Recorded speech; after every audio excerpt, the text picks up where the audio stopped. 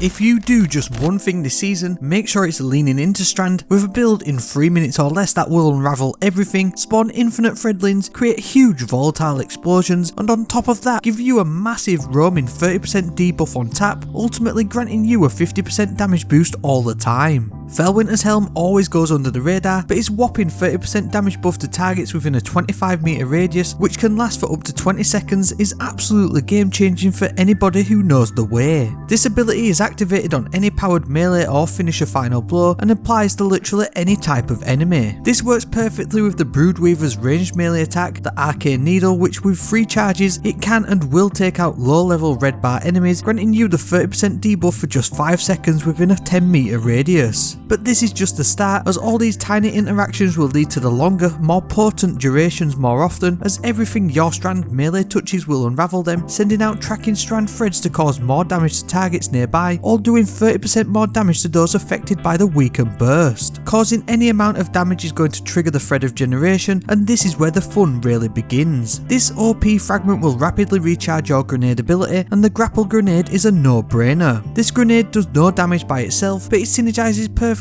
with this exotic helmet. During and shortly after your grapple, you can do a charged melee lunge attack which deals area of effect damage, unravels targets to send out threads of Strand, and because of the Warlock's mind spun invocation aspect, it will also generate a bunch of threadlings. This grapple melee attack also applies the weaken burst from Felwinters' Helm, and it can be absolutely devastating on higher health enemies to really give you that deep and longer lasting weaken burst. Just by using this ability itself, you'll recharge a huge chunk of grenade energy in an instant, but we can do better than that to really turn up the potency of this powerful combo. Although Strand is flavour of the month, you really need to pair this with a top tier void energy weapon. This will give you an explosive volatile kick when paired with volatile flow, but you don't ultimately need that, especially if you've bagged a destabilising round shotgun. My favourite is the new one from the Root of Nightmares raid, and it's perfect to clean up weakened enemies, spreading Strand threads and volatile goodness everywhere. You'll need orbs of power to trigger volatile flow regardless, and thanks to the coding of the grapple grenade's melee, it'll create orbs of power from the firepower mod. Innovation will grant grenade energy on collecting these orbs of power and will give you stacks of armor charge too. Void weapon surge mod will give you a sweet 17% extra damage with 2 mods applied, but you will mainly be consuming these with your grenade kickstart mod once you use your grapple ability.